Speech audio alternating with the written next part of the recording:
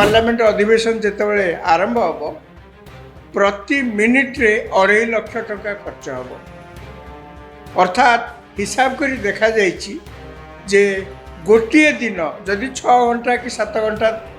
चले अधिवेशन ताहले अंततः 9 कोटी टंका खर्च हम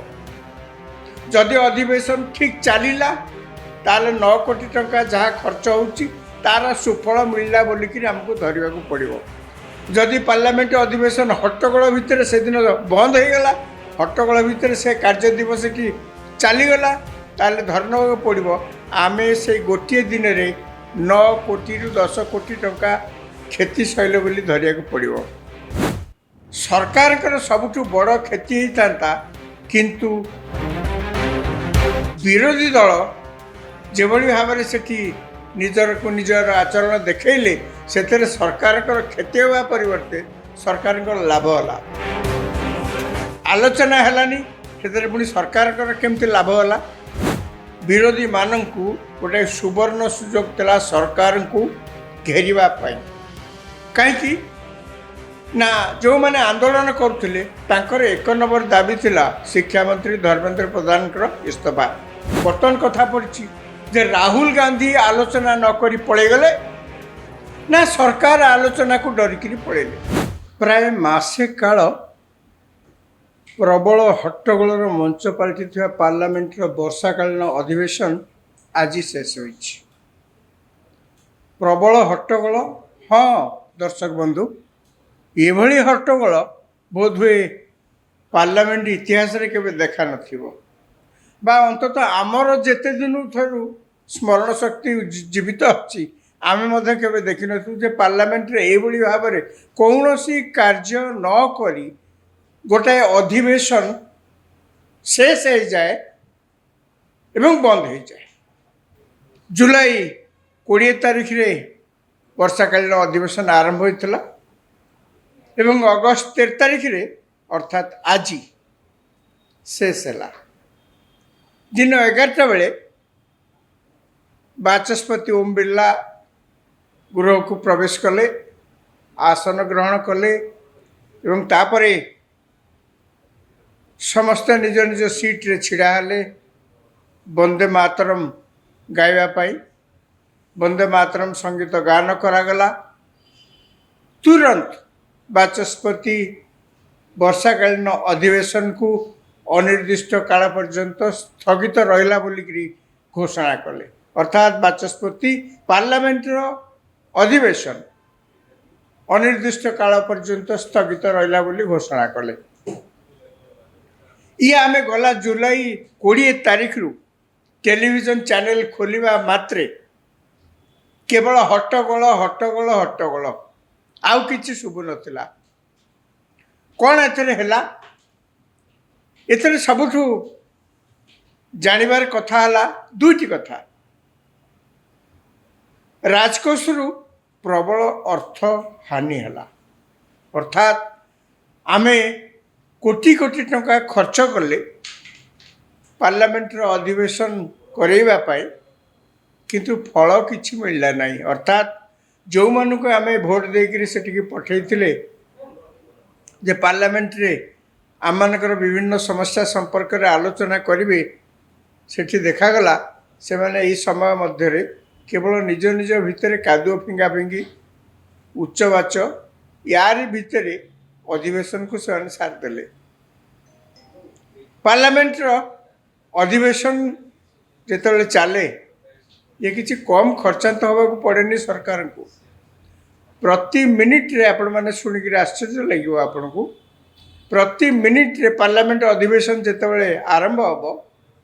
प्रति मिनिट रे 2.5 लाख टंका खर्च हम अर्थात हिसाब कर देखा जाइए जे गोटे दिन जदि 6 घंटा कि 7 घंटा चले अधिवेशन ताहले अंततः 9 कोटी टंका खर्च हम जदि अधिवेशन ठीक चलला ताहले 9 कोटी टंका जहाँ खर्च होउची तार सुफल मिलला बोलिकी आमको धरवा पड़ो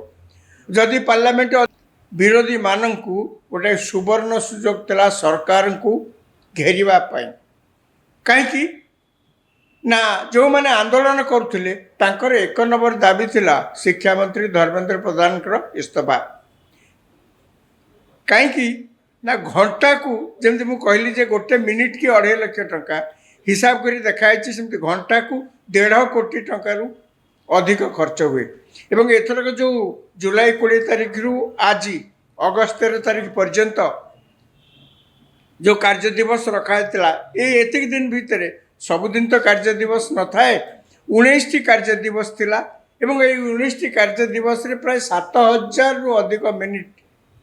ସମୟ ରଖାଯାଇଥିଲା ବିଭିନ୍ନ ବିଷୟରେ ଆଲୋଚନା କରିବା ପାଇଁ। ଆପଣମାନେ ଶୁଣି ଆଶ୍ଚର୍ଯ୍ୟ ହେବେ, କୌଣ ଯଦିଓ 12ଟି ବିଲ୍ ସରକାର ଆଣିଥିଲେ ଏଇ ସେସନରେ ଏବଂ 12ଟି ବିଲ୍ ପାସ୍ ହେଇଯାଇଛି। ଆଉ ଯାହା ଯାହା ବିଲ୍ ଜେପିସିକି ଯାଇଛି, ଅନ୍ୟାନ୍ୟ କୋଉଠିକି ଯାଇଛି, କିନ୍ତୁ 12ଟି ବିଲ୍ ଯେଉଁ ପାସ୍ ହେଇଛି, ଏ 12ଟି ବିଲ୍ ବାବଦରେ କିଛି ଆଲୋଚନା ବି ହେଇନାହିଁ। କାହିଁକିନା ପାର୍ଲାମେଣ୍ଟକୁ ଯେଉଁମାନେ ଯାଆନ୍ତି ଆମ ପ୍ରତିନିଧି, କୌଣସି ନିୟମ ପ୍ରଣୟନ କରିବା ପୂର୍ବରୁ ସେ ନିୟମଟିର ଭଲ କ'ଣ ମନ୍ଦ କ'ଣ, ତାର ପ୍ରଭାବ କ'ଣ ରହିବ, କ'ଣ ସଂଶୋଧନ ଆଉ ହେଇପାରେ କି, ଏ ବିଷୟରେ ତର୍ଜମା ହୁଏ, ତାପରେ ବିଲ୍ ପାସ୍ ହୁଏ ବା ଆଇନରେ ପରିଣତ ହୁଏ। କିନ୍ତୁ ଏଇ ଯେଉଁ 12ଟି ବିଲ୍ ସରକାର ପାସ୍ କରେଇଛନ୍ତି, ଇଏ କେବଳ ନାମକେ ବାସ୍ତେ କହିବାକୁ ଗଲେ, କିନ୍ତୁ ତା ବିଷୟରେ ଟିକିଏ ଧାଡ଼ିଏ ସହିତ କେଉଁଠି ଆଲୋଚନା ହେଇନି। ସବୁଠୁ କ୍ଷତି ଯଦି ଆଉ କାହାର ହେଇଥାଏ ବୋଲିକିରି ଆପଣ ଚିନ୍ତା କରୁଥାନ୍ତି, ରାଜକୋଷରୁ ତ ଇଏ ଯାହା କ୍ଷତି ହେଲା, ଆଉ କ'ଣ କ୍ଷତି କାହାର ହେଇଥାନ୍ତା ବା ହେଲା ନାହିଁ, ସିଏ ହେଉଛି ସରକାରଙ୍କର ସବୁଠୁ ବଡ଼ କ୍ଷତି ହେଇଥାନ୍ତା। କିନ୍ତୁ ବିରୋଧୀ ଦଳ ଯେଭଳି ଭାବରେ ସେଠି ନିଜର ଆଚରଣ ଦେଖେଇଲେ, ସେଥିରେ ସରକାରଙ୍କର କ୍ଷତି ହେବା ପରିବର୍ତ୍ତେ ସରକାରଙ୍କର ଲାଭ ହେଲା। ଆଲୋଚନା ହେଲାନି, ସେଥିରେ ପୁଣି ସରକାରଙ୍କର କେମିତି ଲାଭ ହେଲା। ଇଏ ଅଧିବେଶନ ଆପଣ ଲକ୍ଷ୍ୟ କରିଥିବେ, ବିଶେଷ କରି ବିରୋଧୀ ଦଳ ପାଇଁ ଗୋଟେ ସୁବର୍ଣ୍ଣ ସୁଯୋଗ ଆଣିଥିଲା ସରକାରଙ୍କୁ କାଠଗଡ଼ାରେ ଛିଡ଼ା କରାଇବା ପାଇଁ। କାହିଁକି ନା ନିଟ୍ ପେପର ଲିକ୍ ଘଟଣା ପରଠାରୁ ଧୀରେ ଧୀରେ ଛାତ୍ରମାନଙ୍କ ମଧ୍ୟରେ ଯେଉଁ ଅସନ୍ତୋଷର ବହ୍ନି ଉଠିଥିଲା, ତାହା ଆମେ ଦେଖିଲେ ଜୁଲାଇ 20 ତାରିଖ ପୂର୍ବରୁ ପ୍ରାୟ ବେଶ କିଛି ସପ୍ତାହ ଧରିକିରି ଦିଲ୍ଲୀର ଯନ୍ତର ମନ୍ତରରେ ଯେଉଁ ଅନଶନ ଚାଲିଥିଲା, ଆମରଣ ଅନଶନ ଚାଲିଥିଲା, ସେ ଆମରଣ ଅନଶନ ଗୋଟିଏ ଦିନ ଥିଲା ଜୁଲାଇ 20, ଯେତେବେଳେ ଏଇ ଆନ୍ଦୋଳନଟି ସେଦିନ ତୀବ୍ର ରୂପ ଧାରଣ କରିଥିଲା। ପରିସ୍ଥିତି ଏଭଳି ହେଇଥିଲା ଯେ ଯେଉଁ ଛାତ୍ରମାନେ ସେଠି ଆସିକିରି ଆନ୍ଦୋଳନ କରୁଥିଲେ, ସେମାନେ ସେଇଦିନ ଯେହେତୁ ପାର୍ଲାମେଣ୍ଟ ସେସନ ଆରମ୍ଭ ହେଉଥିଲା, ସେମାନେ ପାର୍ଲାମେଣ୍ଟ ଆଗକୁ ମାଡ଼ି ଚାଲିଥିଲେ। କ'ଣ ହେଲା ସେଥିରେ, ପାର୍ଲାମେଣ୍ଟ ଆଗକୁ ସେମାନେ ଗଲେ ଏବଂ ପୋଲିସ ତାଙ୍କୁ ଅଟକାଇଲା। ପରିସ୍ଥିତି କ୍ରମେ ସଙ୍ଗୀନ ହେବାରୁ ପୋଲିସ ସେମାନଙ୍କୁ ଲାଠି ଚାର୍ଜ କଲା। ଲାଠି ଚାର୍ଜ ବୋଧେ ସମ୍ଭାଳି ହେଲାନି, ତାପରେ ସେମାନେ ପେଲେଟ୍ ଗନ୍ ମଧ୍ୟ ବ୍ୟବହାର କରାଯାଇଛି। ଇଏ ସବୁକୁ ଦେଖିଲେ ପିଲାମାନଙ୍କ ଉପରେ ଯେଭଳି ଭାବରେ ପୋଲିସର ସେଦିନ ମାତ୍ରାଧିକ ଆକ୍ସନ୍ ଯାହା ସେଦିନ ନିଆଯାଇଥିଲା, ତାକୁ ଦେଖିଲେ ବିରୋଧୀମାନଙ୍କ ପକ୍ଷରେ ବିରୋଧୀମାନଙ୍କୁ ଗୋଟେ ସୁବର୍ଣ୍ଣ ସୁଯୋଗ ଥିଲା ସରକାରଙ୍କୁ ଘେରିବା ପାଇଁ। କାହିଁକି ନା ଯେଉଁମାନେ ଆନ୍ଦୋଳନ କରୁଥିଲେ ତାଙ୍କର 1 ନମ୍ବର ଦାବି ଥିଲା ଶିକ୍ଷାମନ୍ତ୍ରୀ ଧର୍ମେନ୍ଦ୍ର ପ୍ରଧାନଙ୍କର ଇସ୍ତଫା। ସେ କହିଲେ ଆମର ଯେଉଁ 2-3ଟି ଦାବି ଅଛି, ସେଥିରେ ଆମେ କୌଣସି ପ୍ରକାର ସାଲିସ କରିବୁ ନାହିଁ। ସେମାନେ କୌଣସି ସମୟରେ ବିରୋଧୀ ପକ୍ଷର ସାହାଯ୍ୟ ମଧ୍ୟ ନେଇନାହାନ୍ତି। ସେମାନେ ନିଜେ ଆନ୍ଦୋଳନ କରିଛନ୍ତି, ନିଜେ ତାଙ୍କର ପ୍ରସ୍ତାବ ରଖିଛନ୍ତି, ସରକାରଙ୍କ ଆଗରେ ଥୋଇଛନ୍ତି। ତେବେ କଂଗ୍ରେସ ଏବଂ ଅନ୍ୟାନ୍ୟ ଯେଉଁମାନେ ସବୁ ବିରୋଧୀ ଦଳ ଥିଲେ, ତାଙ୍କ ପାଇଁ ଏଇଟା ଗୋଟେ ସୁବର୍ଣ୍ଣ ସୁଯୋଗ ଥିଲା। ସେମାନେ ଗଲେ ସୋନମ ୱାଙ୍ଗଚୁକ ଯେଉଁଠି ଆମରଣ ଅନଶନରେ ବସିଥିଲେ, ସେଠି ତାଙ୍କ ପାଖରେ ଯାଇକିରି ସେଠି ଛିଡ଼ା ହେଲେ, ତାଙ୍କ ପ୍ରତି ସମବେଦନା ଜଣାଇଲେ, କହିଲେ ଆମେ ଆପଣଙ୍କ ସାଙ୍ଗରେ ଅଛୁ। କାହିଁକିନା ଏମାନେ ଡାକିବେ ଯେତେବେଳେ ଆନ୍ଦୋଳନ ଏଇଭଳି ଭାବରେ କରିବା ପାଇଁ, କେହି ଲୋକ ଯିବେନି। ଯାହା ହଉ ପିଲାମାନେ ସେମାନଙ୍କର ନିଜ ଉଦ୍ୟମରେ ଆନ୍ଦୋଳନ କରୁଛନ୍ତି। ବିରୋଧୀ ଦଳଙ୍କର ଏଇଠି ଥିଲା ଯେ ସେମାନେ ଗୃହରେ ଆସିକିରି ସରକାରଙ୍କୁ କାଠଗଡ଼ାରେ ଛିଡ଼ା କରେଇ ପାରିଥାନ୍ତେ। ବିଶେଷ କରି ରାହୁଲ ଗାନ୍ଧୀଙ୍କ ପାଇଁ ଏହା ଗୋଟେ ସବୁଠୁ ଭଲ ସୁଯୋଗ ଥିଲା, ଯେତେବେଳେ ସେ ଅମିତ ଶାହା ଗୃହମନ୍ତ୍ରୀ ଏବଂ ପ୍ରଧାନମନ୍ତ୍ରୀଙ୍କୁ ମଧ୍ୟ ନାନା ପ୍ରକାର ସମାଲୋଚନା କରିଥାନ୍ତି। ଅନ୍ୟମାନଙ୍କର କେହି କିଛି କହିବାର ମଧ୍ୟ ତା ଦେହରେ ସୁଯୋଗ ପାଇନଥାନ୍ତି। କାହିଁକି ନା ସେମାନେ ଅଡ଼ି ବସିଥିଲେ, ଛାତ୍ରମାନେ ଯେଉଁ ଅଡ଼ି ବସିଥିଲେ ଯେ ଧର୍ମେନ୍ଦ୍ର ପ୍ରଧାନ ଇସ୍ତଫା ଦେବେ, ଆନ୍ଦୋଳନକାରୀ ଛାତ୍ରମାନେ ଏମାନେ କହିଲେ ଯେ ପେଲେଟ୍ ଗନ୍, ଇଏ ତା ଦେହରେ ଗୋଟେ ପଏଣ୍ଟ ଯୋଡ଼ିକିରି କହିଲେ ଯେ ପେଲେଟ୍ ଗନ୍ ବ୍ୟବହାର କିଏ କରିଥିଲା। ଗୋଟେ ପଏଣ୍ଟ ପର୍ଯ୍ୟନ୍ତ, ଗୋଟେ ସୀମା ପର୍ଯ୍ୟନ୍ତ ଆପଣ ଗୋଟେ ଆନ୍ଦୋଳନ ବା ତା ଦେହରେ ଯେଉଁ ପ୍ରସଙ୍ଗକୁ ଟାଣିକିରି ନେଇପାରିବେ, କିନ୍ତୁ ଅତି ବେଶୀ ଟାଣିଲେ ରବର ଯେମିତି ଛିଡ଼ିଯାଏ, ପରିସ୍ଥିତି ସେୟା ହେଲା। ଛାତ୍ରମାନେ ଆନ୍ଦୋଳନରତ ଛାତ୍ରମାନଙ୍କର ଦାବିକୁ ସରକାର ମାନିଲେ, ଡେରିରେ ହେଉ ପଛେ ମାନିଲେ। ଧର୍ମେନ୍ଦ୍ର ପ୍ରଧାନ ଇସ୍ତଫା ଦେଲେ। ସେଇ ତାଙ୍କରି ଦାବିକୁ କଂଗ୍ରେସ ଦଳ ଏବଂ ଅନ୍ୟାନ୍ୟ ବିରୋଧୀ ଦଳ ଯେଉଁ ଦୋହରେଇକିରି କହୁଥିଲେ, ଏକ ପ୍ରକାର ତାଙ୍କର ମଧ୍ୟ ବିଜୟ ହେଲା ବୋଲିକିରି ଧରି ନିଆଯାଉ। ତାପରେ ବିରୋଧୀଙ୍କ ପାଖରେ ଆଉ କହିବା ପାଇଁ, ଦାବି କରିବା ପାଇଁ କିଛି ନାହିଁ। ସବୁଠୁ ସୁଯୋଗ ତାଙ୍କର ଥିଲା ଯେତେବେଳେ ଏଇ ପ୍ରସଙ୍ଗକୁ, ସେ କ୍ୱେଶ୍ଚନ୍ ପେପର ଲିକ୍ କଥା ହେଉ, ଆନ୍ଦୋଳନକାରୀ ଛାତ୍ରଛାତ୍ରୀଙ୍କ ଉପରେ ଲାଠି ମାଡ଼, ପେଲେଟ୍ ଗନ୍ ବ୍ୟବହାର, ଏ ପ୍ରସଙ୍ଗ ହେଉ, ଏ ସବୁ ପ୍ରସଙ୍ଗକୁ ପାର୍ଲାମେଣ୍ଟର ଗୃହ ଭିତରେ ଆଲୋଚନା କରି ସରକାରକୁ କାଠଗଡ଼ାରେ ଛିଡ଼ା କରେଇବା, ସରକାରକୁ ଅଡ଼ୁଆ କରେଇବା ସୁଯୋଗ ଥିଲା କଂଗ୍ରେସ ପାଖରେ, ସୁଯୋଗ ଥିଲା ବିରୋଧୀମାନଙ୍କ ପାଖରେ। କିନ୍ତୁ ସେ କ'ଣ କଲେ? ଧର୍ମେନ୍ଦ୍ର ପ୍ରଧାନଙ୍କ ଇସ୍ତଫା ପରେ ସେମାନେ ଯେମିତି ନିଷ୍ପ୍ରଭ ହୋଇଗଲେ। ତାଙ୍କ ପାଖରେ ଯେମିତି ହଠାତ୍ ସେମାନେ ନିଜକୁ ଆବିଷ୍କାର କଲେ ଯେ ଆଉ ତାଙ୍କ ପାଖରେ କିଛି କହିବା ପାଇଁ ପ୍ରସଙ୍ଗ ହିଁ ନାହିଁ। କାହିଁକିନା ଧର୍ମେନ୍ଦ୍ର ପ୍ରଧାନ ତ ଇସ୍ତଫା ଦେଇଦେଲେ, ଆଉ ତାଙ୍କ ପାଖରେ କିଛି କହିବାର ପ୍ରସଙ୍ଗ ନାହିଁ। ଏବଂ ସୋନମ ୱାଙ୍ଗଚୁକ ମଧ୍ୟ ତାଙ୍କର ଅନଶନ ଭାଙ୍ଗିଲେ। ଯେହେତୁ ମୁଖ୍ୟ ଦାବି ପୂରଣ ହୋଇଗଲା, ଆଉ ତ ଯାହା ତଦନ୍ତ ଚାଲିଛି, ଏବଂ ସିଏ ତାଙ୍କ ଅନଶନ ଭାଙ୍ଗିଲେ। ଏବଂ ସେଇଦିନ ଠାରୁ ବା ତା ପରଦିନ ଠାରୁ ଦିଲ୍ଲୀରେ ଆନ୍ଦୋଳନ ଆଉ ରହିଲାନି। ବର୍ତ୍ତମାନ ତ ଆଉ ଆନ୍ଦୋଳନ ସେଠି କେହି କରୁନାହାନ୍ତି। ଏ ପ୍ରସଙ୍ଗ ସେଇଠି ସରିଗଲା। ବିରୋଧୀମାନେ ଆଉ କ'ଣ କରିବେ? ସେମାନେ କରିପାରିଥାନ୍ତେ ଯଦି ଆ ବିଷୟରେ ଏହି ବିଷୟରେ ଯଦି ଗୃହ ଭିତରେ ସେମାନେ ଆଲୋଚନାକୁ ପ୍ରଶ୍ରୟ ଦେଇଥାନ୍ତେ, ଦେଲେ ନାହିଁ। ସେମାନେ କ'ଣ କହିଲେ? ଏତିକ ସରିଗଲା ପରେ ସେମାନେ କହିଲେ, ଗୃହମନ୍ତ୍ରୀ ଅମିତ ଶାହା ଜବାବ ଦିଅନ୍ତୁ ଯେ ପେଲେଟ୍ ଗନ୍ କାହିଁକି ବ୍ୟବହାର କରାଗଲା। ସେ ହିଁ ନିର୍ଦ୍ଦେଶ ଦେଇଛନ୍ତି ପେଲେଟ୍ ଗନ୍ ବ୍ୟବହାର କରିବା ପାଇଁ, ଏବଂ ସେ ଗୃହରେ ତାର ଜବାବ ଦିଅନ୍ତୁ। ସେମାନେ ଗୋଟେ ସମୟରେ ଏଭଳି କହିଲେ ଯେ ଗୃହମନ୍ତ୍ରୀ ଯାହା କହିବେ ଆମେ ଆଉ ତାକୁ ଶୁଣିବାକୁ ଆମର ଇଚ୍ଛା ନାହିଁ, ସିଏ ଆଗେ ଆମ କଥାର ଜବାବ ଦିଅନ୍ତୁ। ଆଜ୍ଞା ଦେଖନ୍ତୁ, ଗୋଟେ ଗଣତାନ୍ତ୍ରିକ ବ୍ୟବସ୍ଥାରେ ପାର୍ଲାମେଣ୍ଟ ହେଇଛି ସେଇ ବିଷୟରେ ଆଲୋଚନା କରିବା ପାଇଁ। ସରକାର ମଧ୍ୟ ଶେଷକୁ ଆପଣ ଦେଖିଥିବେ, ଗଲା 2-3 ଦିନ ଧରି ଗୃହମନ୍ତ୍ରୀ ନିଜେ ଘୋଷଣା କରି କହିଲେ ଯେ ବିରୋଧୀ ପକ୍ଷର ଯାହା କିଛି କହିବାର ଅଛି, ବିରୋଧୀ ପକ୍ଷର ସରକାରଙ୍କ ଠାରୁ ଯାହା କିଛି ଜାଣିବାର ଅଛି, ମୁଁ ନିଜେ ଗୃହରେ ବସି ଟିକି ନିଖି ଭାବରେ ସେସବୁକୁ ଲେଖିବି। ସେମାନେ ତାଙ୍କର ଦାବି କ'ଣ ଯାହା ସରକାରଙ୍କୁ କହିବାର ଅଛି କୁହନ୍ତୁ, ସବୁର ଟିକି ନିଖି ଉତ୍ତର ମଧ୍ୟ ମୁଁ ଦେବାକୁ ପ୍ରସ୍ତୁତ ଅଛି। ସରକାର କୌଣସି ପ୍ରସଙ୍ଗରେ ପଛକୁ ଯିବାକୁ ଚାହାନ୍ତି ନାହିଁ। ସରକାର ଯେ ବିରୋଧୀ ପକ୍ଷର କଥାକୁ କିଛି ନଜରଅନ୍ଦାଜ କରୁଛନ୍ତି, ଏକଥା ଯେମିତି କାହା ମନରେ ପ୍ରଶ୍ନ ନ ଉଠେ, ସେଇଥିପାଇଁ ଗୃହମନ୍ତ୍ରୀ ନିଜେ କହିଲେ, ବାରମ୍ବାର କହିଲେ। ଖାଲି ସିଏ ତ ନୁହନ୍ତି, ତାଙ୍କର ଯେ ଅନ୍ୟାନ୍ୟ ମନ୍ତ୍ରୀ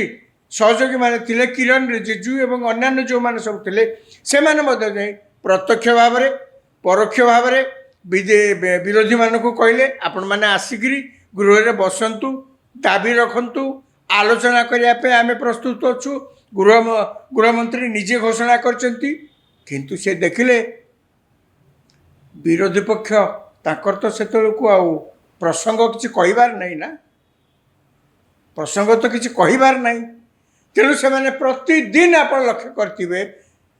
आज ए गोल पोस्ट काली से गोल पोस्ट काली माने आज गोटे कथा तापर देखला आउ गोटे कथा प्रथम कहले गृहमंत्री जवाब दिंतु तापर कहले गृहमंत्री इस्तीफा दिंतु तापर कहले प्रधानमंत्री भूल मागंतु आज्ञा ये की कथा आपण को कथा अनुसार तो सरकार चलबनी ना आपण को कथा अनुसार पार्लियामेंट तो चलबनी ना ये तो देशर नियम कानून यहाँ नुहे आपण को कौ कथा भल लगी पारे कौ कथा खराब लगी पारे ये तो अलग कथा किंतु आपण जहाँ कहले से जिद रे अटल रहिबे एवं पार्लियामेंट से अनुसार चलिबो ये तो हो पारिबनी ना तापरे मध्य शेष पर्यंत काली पर्यंत काली 12 तारीख पर्यंत मध्य सरकार के तरफ बारंबार कह जाउतला कौन जदि किसी आलोचना करने को कौ प्रसंग रे आपण चाहते जो प्रसंग हो सरकार आलोचना करने प्रस्तुत अच्छा मुझे कहली एटा विराट सुजोग सरकार को काठगड़े छिड़ा करने जिते तावा गरम अच्छी से समय रे सरकार को ओडुआ परिस्थिति रे पकेवाई कांग्रेस एवं अन्यान्य विरोधी दल मानकर गोटे सुवर्ण सुजोग थिला ताकू से माने हाथ छड़ा करके नेले वर्तमान कथा पड़ी आलोचना को किए डरिला आलोचना न करके दौड़िक किए पड़ेला आपणकर मन थी सरकार मध्य यही समय रे पार्लियामेंट रे नीट परीक्षा जो अव्यवस्था है गोटे तो नियम कानून देश अच्छी ना से नियम किभली कड़ाकड़ी भाव में पालन कर गोटे नुआ बिल संशोधन गोटे संशोधित बिल गोटे पार्लियामेंट रे अणागला आपण मैंने शुणिक आश्चर्य हे पदेटी कथा गोटे शब्द भी विरोधी दल से बिल उपर आलोचना कले ना आज्ञा आपण जाकि पार्लियामेंट बाहर एत कथा कहते एमती होगला एमती दुर्नीति होगला सिस्टम बदलवा दरकार आज्ञा सिस्टमटा कौन बदलवा दरकार कौन कले आउ भविष्य में नीट परीक्षा बा अन्य परीक्षा स्वच्छता रही पारिबो से विषय तो आपणकर सुचिंतित मत दबा दरकार किछि पार्टी फिटलानी ना कांग्रेस बड़ नेता राहुल गांधी ना अन्य विरोधी दल कई नेता गोटे शब्द सुधा से कहलेनी जे कौन करा गले भविष्य में परीक्षा स्वच्छतार सहित हो पार एवं जिते पुणी आलोचना सरकार कहते जहाँ तापर भी आपणकर दाबी अच्छी उपस्थापित करंतु आमे आलोचना करने को राजी बर्तमान कथा पड़ी ताले आलोचना को किए डरला आलोचना न करी किए पड़ेला कहीं विरोधी दल पछ घुंचा देले आलोचना को हट्टगोल तो बेस कर गृह भितर बाचस्पति जेते कहले निज सीट्रे छिड़ा होकर वेल भितर को आसी हट्टगोल कर समय नष्ट कले बाध्य होई बाचस्पति को बारंबार गृह मुलतवी करने को पड़ा जदि एत हट्टगोल कर प्रसंग उपर आलोचना कर असुविधा कौन अच्छी बर्तमान कथा पड़ी जे राहुल गांधी आलोचना न करी पड़े गले ना सरकार आलोचना को डरिकी पड़ेले आहरी आप शुणिक आश्चर्य हे पार्लियामेंट तो आज बंद हो गला वर्षाकालीन अधिवेशन को अनिर्दिष्ट अधिवेशन पर बाचस्पति घोषणा कले पार्लियामेंट अधिवेशन अनिर्दिष्ट काल स्थगित रहा तापर आउ तो गृह भितर किसी कार्य नहीं विरोधी पक्ष माने गृह बाहर आसिक टेलीविजन कैमरा सांबादिक से आगे एक ड्रामाबाजी आरंभ कले आपण मैंने जदि कि लक्ष्य करेंगे कांग्रेस नेता गोटे खेलना मांकड़ हाथ में धरी से नचौ था ता पूर्वर जड़े एमपी से राम मंदिर में जो प्रकार गंडगोलिया परिस्थिति सृष्टि होती जो दान अर्थ को जो भाव से पकेटस्थ कर लोक तार प्रतिवाद करूँ ना समस्त अपेक्षा कर ଆପଣ ପ୍ରତିବାଦ କେତେବେଳେ କରିବେ ସମସ୍ତେ ଅପେକ୍ଷା କରିଛନ୍ତି ପାର୍ଲାମେଣ୍ଟରେ ଏ ବିଷୟରେ ଆପଣ ଆଲୋଚନା କରି ସରକାରଙ୍କୁ କେତେବେଳେ ଆପଣ କାଠଗଡ଼ାରେ ଛିଡ଼ା କରିବେ ଅପେକ୍ଷା କରିଛନ୍ତି ଦେଶବାସୀ ଆପଣଙ୍କ କଥା ଶୁଣିବା ପାଇଁ କିନ୍ତୁ ତା ନ କରି ଇଏ ଏଇ ପ୍ରକାର ଡ୍ରାମାବାଜି କଲେ ସେ ଏମ୍ପି ଜଣକ ବାହାରେ ଆସିକିରି এইଭଳି ଭାବରେ ଗୋଟେ ଅଦ୍ଭୁତ ବେଶ ପିନ୍ଧି ସେଠି ଚାନ୍ଦା ମାଗିଲା ଭଳିଆ ଗୋଟେ ଥିଏଟର କଲେ ଆଜି ମଧ୍ୟ ସେମିତି ଗୋଟେ ଖେଳନା ମାଙ୍କଡ଼କୁ ହାତରେ ଧରିକିରି କଂଗ୍ରେସର ଏମ୍ପି